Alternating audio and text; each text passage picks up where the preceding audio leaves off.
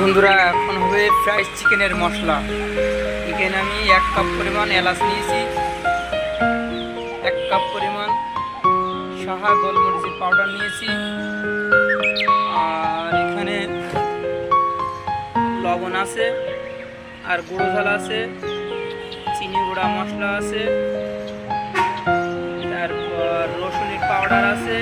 তো চলুন বাকিগুলো দেখা যাক। বাকি উপকরণ অবশ্যই দেখাবো। ততক্ষণ পর্যন্ত চ্যানেলের প্রতি চোখ রাখুন।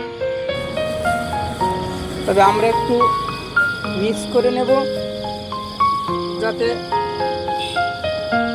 মিশ্রণটা ভালো হয়। চিনি কাবাব মশলাটাও এর ভিতরে অ্যাড করে দেবো। চলো,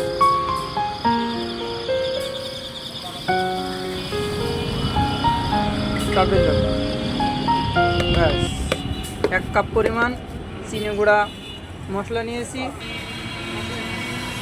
তো বন্ধুরা, অবশেষে মশলাটা তৈরি হয়ে গেছে, মিশ্রণ হয়ে গেছে।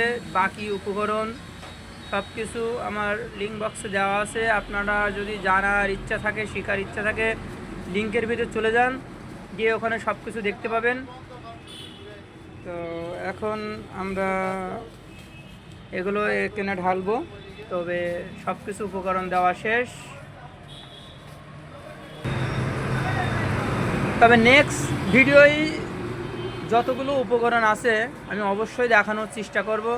ততক্ষণ পর্যন্ত আমার চ্যানেলটার প্রতি চোখ রাখুন, সাবস্ক্রাইব করুন, লাইক করুন, শেয়ার করুন, বন্ধুদের কাছে কমেন্ট করুন।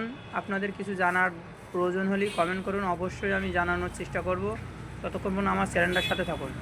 আল্লাহ হাফেজ।